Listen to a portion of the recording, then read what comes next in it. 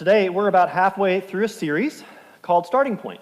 And the purpose of our series is to give us a new starting point, a reset button on some of the things that can pull us away from faith as we mature and experience adult life.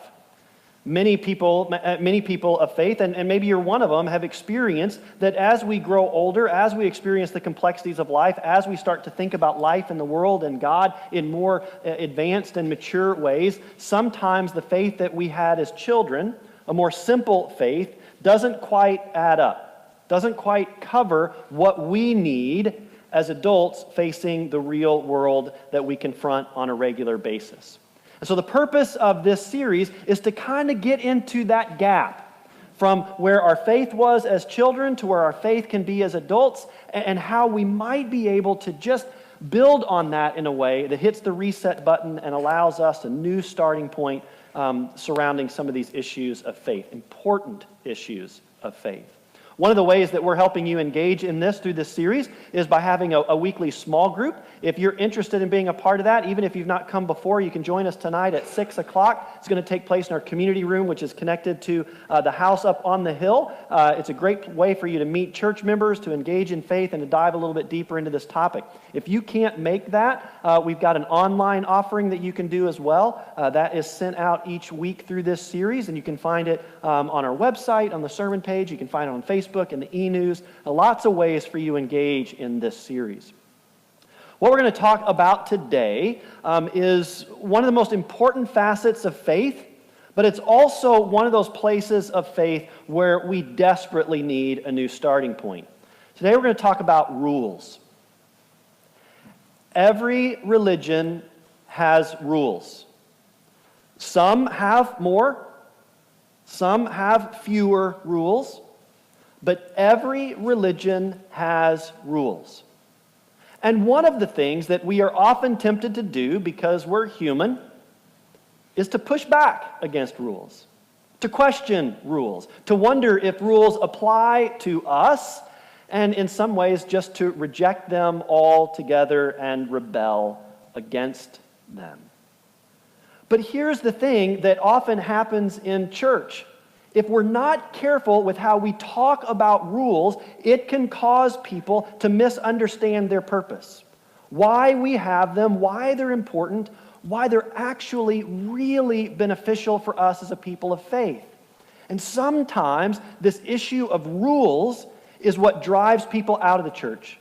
People leave because they don't want to have to live into these rules. And sometimes the rules that we try to place on others causes other people to feel unwelcomed in church, like they don't belong here, and so the rules we create often keep people from connecting with the faith and with God. And so we need a new starting point when it comes to how we deal with rules.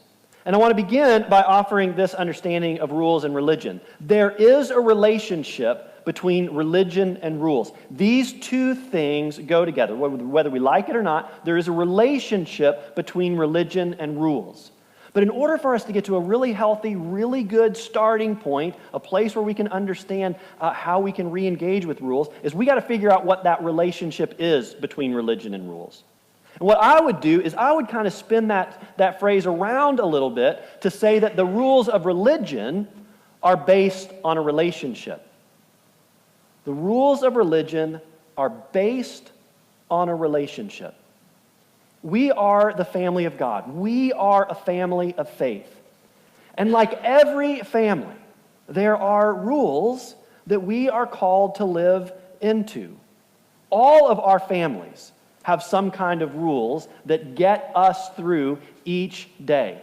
Your family's rules may be different from my family's rules, but we all have some rules that we were raised into, that we raise our children into, that kind of shape who we are, and these rules are based on relationship. And what I want to argue today, what I want to talk about today, is that when it comes to the rules of our faith, at the heart of them is relationship. These rules are based on a relationship. And when we keep that in mind, it changes everything. What I want to do today in order to get at that and illustrate that is I want to talk about our family of faith. I want to build on what we talked about a little bit last week so that we can better understand why it is that God gave us these rules and how these rules affect us as a family. Last week we talked about this guy named Abraham. And Abraham is a central figure for Islam, Judaism, and Christianity. And one of the things that we learned about Abraham last week is that God made a promise to Abraham that he was going to be the father of a great nation, that he was going to have so many descendants that they would number like the stars in the sky. Now, Abraham was married to a woman named Sarah, and she was going to be a part of that promise as well. The challenge for Abraham and Sarah was that they were advanced in years. To this point, they had been unable to have children, and they began to really wonder, in fact, really question, how could God's promise be true for us that we're going to start this incredible family of faith where descendants are going to number like the stars? They had some doubts, like we often have doubts when it comes to God fulfilling God's promises.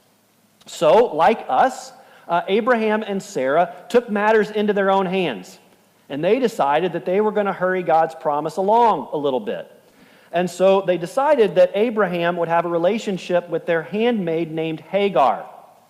And so Abraham enters relationship with Hagar, and they do have a child, and his name is Ishmael. Now, as Murphy's Law would have it, as soon as Abraham has a child with Hagar, guess who gets pregnant? Sarah. Sarah gets pregnant, and she and Abraham have a child named Isaac. And so we're starting to see the family of God. Our family tree is starting to unfold, and this goes way, way back in our faith history. Now we're going to talk about the Judeo-Christian side of it, but very quickly, let me just lay out the other side of our family tree faith story for you from Abraham.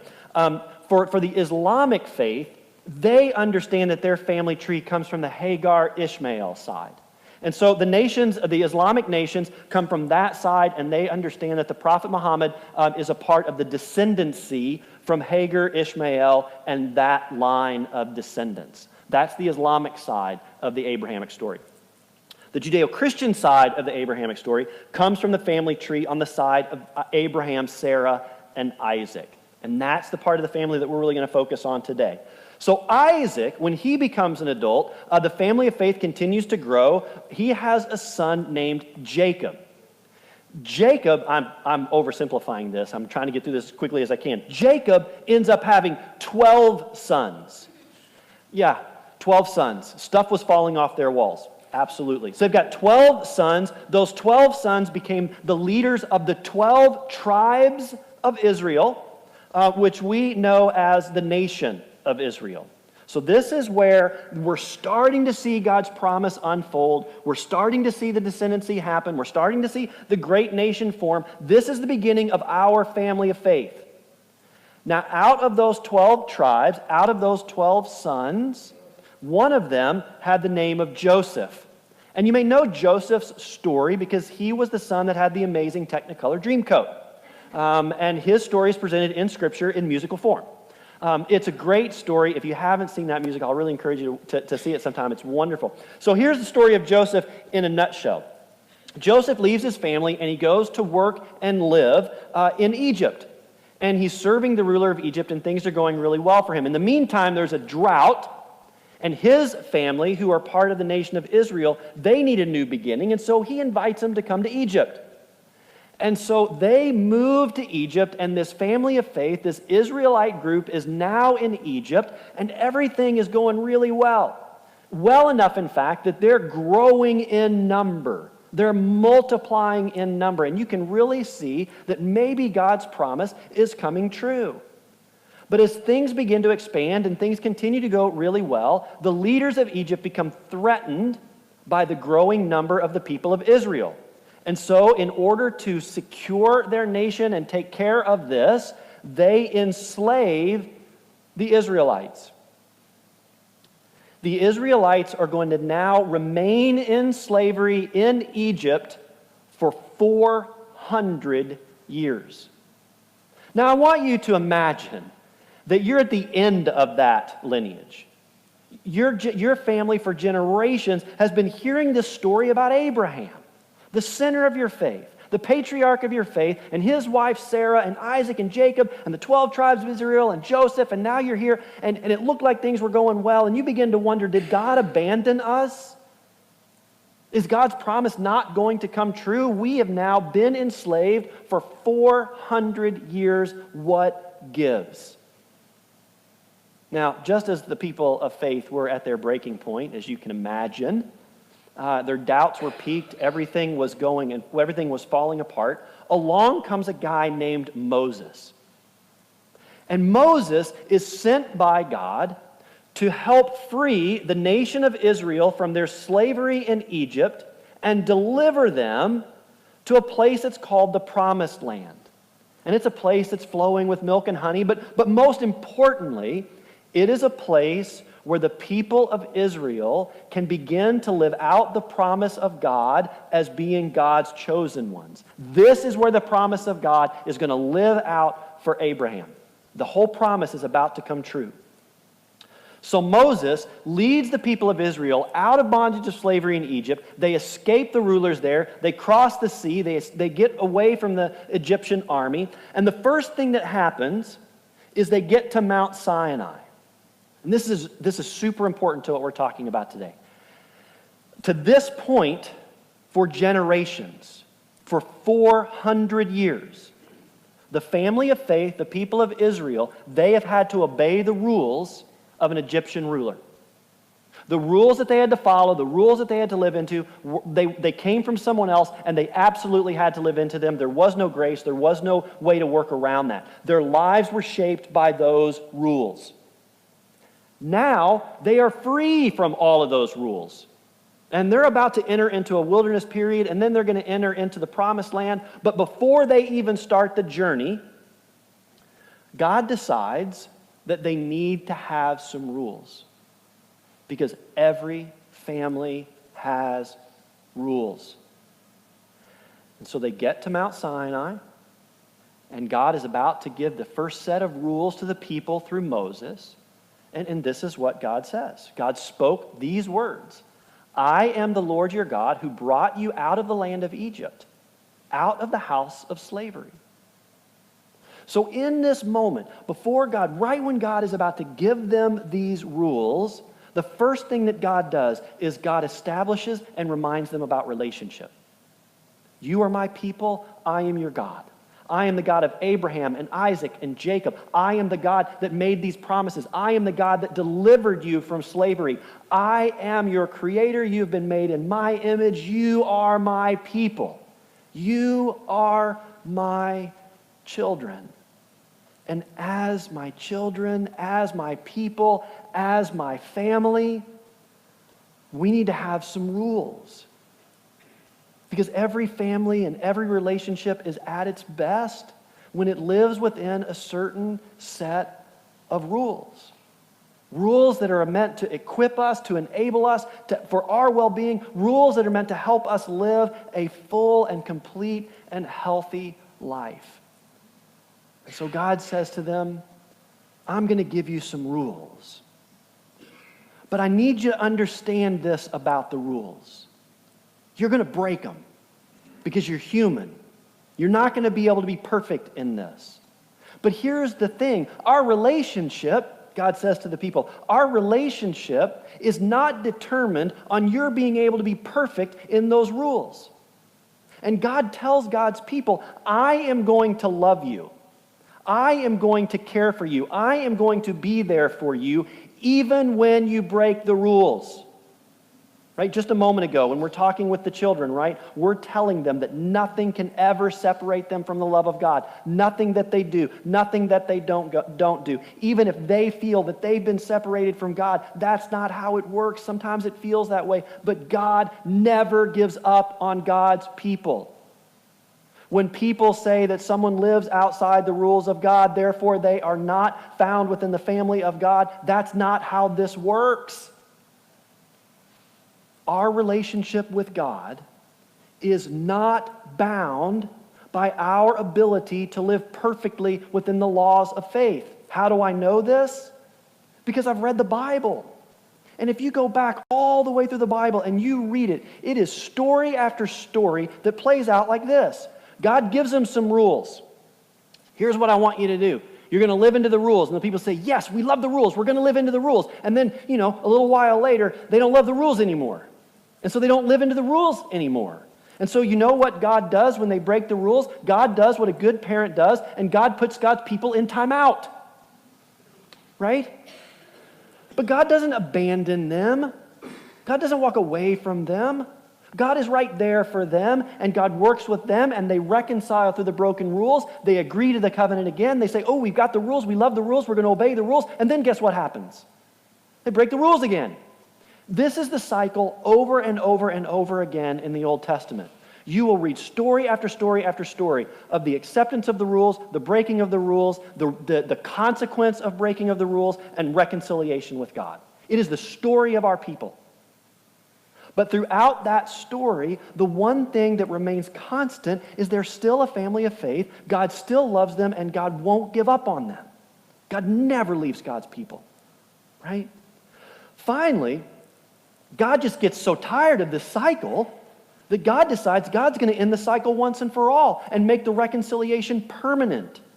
And so God decides to send Jesus. God decides to come and live in our midst. And we need to pay close attention to why God sends Jesus. And most of you have heard this, and you know this. Think about the way the Gospel of John talks about why Jesus came. Finish the words for me. I bet you can. For God so loved the world. Loved. For God so loved the world. Right? This is relationship. This is about reconciling relationship. This is God saying to God's children, I love you so much that in spite of your repeated breaking of the rules, I am going to give you life and salvation, not by righteousness of action, but by faith and through grace. That's how much I love you. This is about relationship. That's what's going on here. And all of these rules are about relationship. And within the relationship of family, God gives us some rules that are meant to shape us for the good. For example, let's talk about those 10 commandments, those very first rules that they get, right? I know a lot of people talk about, oh, it's a thou shalt not. I can't stand all the thou shalt nots. Really? Because when I read those, this is what I hear. Don't lie. Because when you lie, you destroy trust. And you break relationships. Don't steal. Because when you steal, you take away what is someone else's, and you reduce value, and you reduce your own self-worth and value. Don't commit adultery, because adultery breaks apart families. Families are strong when parents are honored. Families are strong when we don't worship false idols like wealth and power and fame, but instead we worship God and care for one another. God even says to us, I love you so much that I need you to take some time off. Stop living to work. Work 6 days, that's fine. But on the 7th day, you have got to rest because it's in your best interest, and it's the best interest of your family, and it's in the best interest of our relationship. Look at every single one of those 10 commandments, and every single one of them is about creating relationships that are strong, relationships that promote well-being and healthy bonds. That's what all of that is about. I don't think there's anyone here who would argue that somehow the rules of the 10 Commandments are detrimental to us. They're not. So after God gives them these rules of relationship called the 10 Commandments, God then just kind of pours forth. And I mean, God gives like hundreds of commandments. There's a lot of them. And at that point in time, they were all meant for the well-being of the people of God. But if you've studied these laws, you also know that some of them are flat out crazy.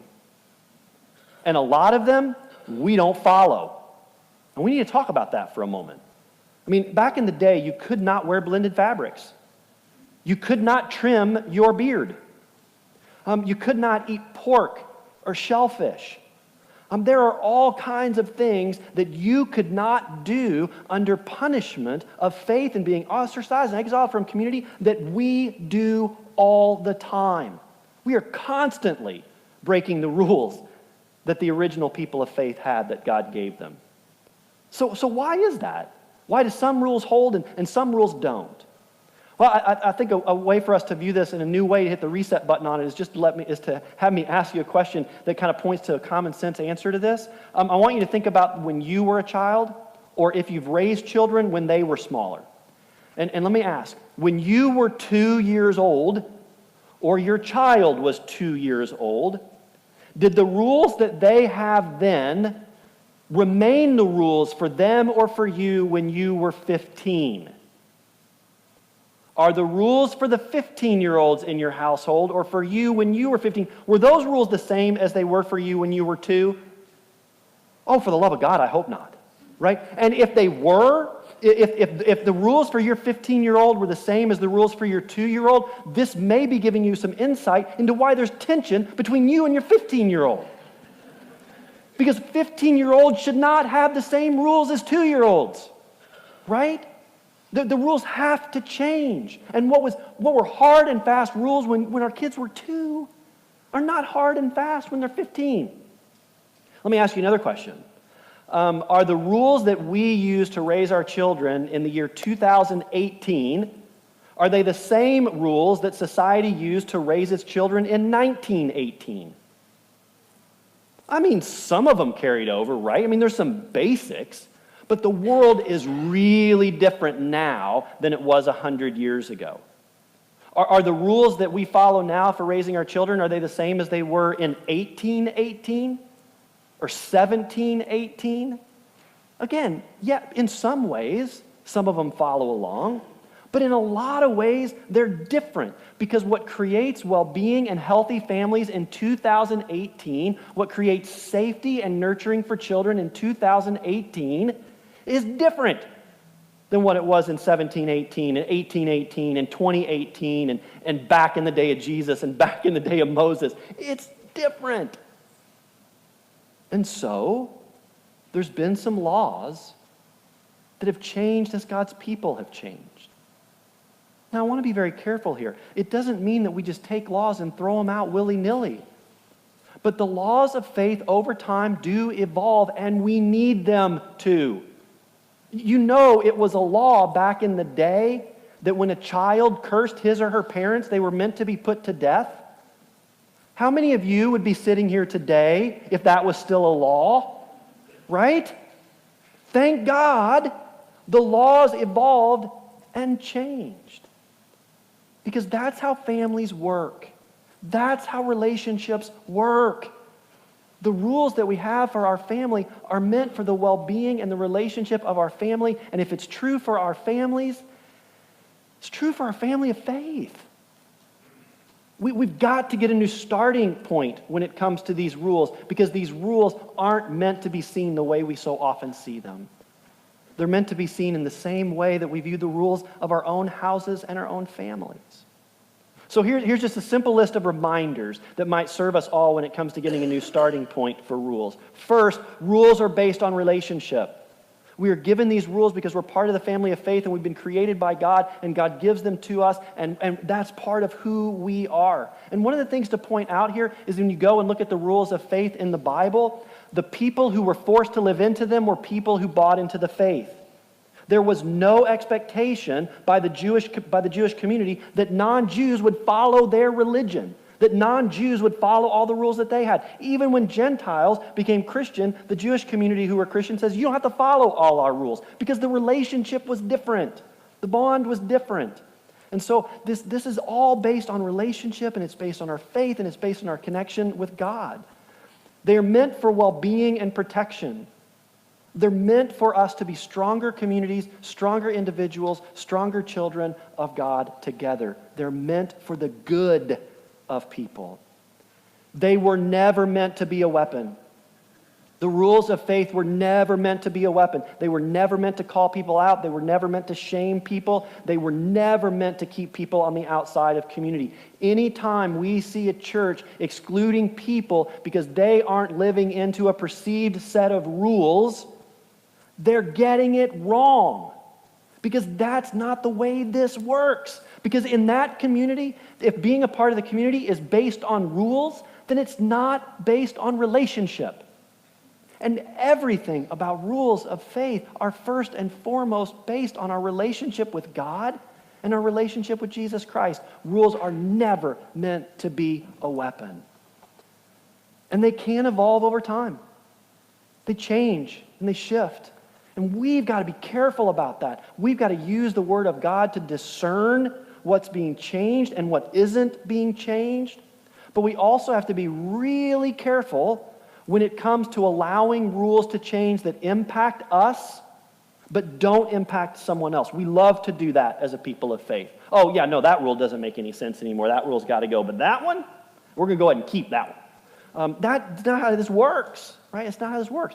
Rules can evolve and rules can shift. We've got to be careful about it, but it can happen.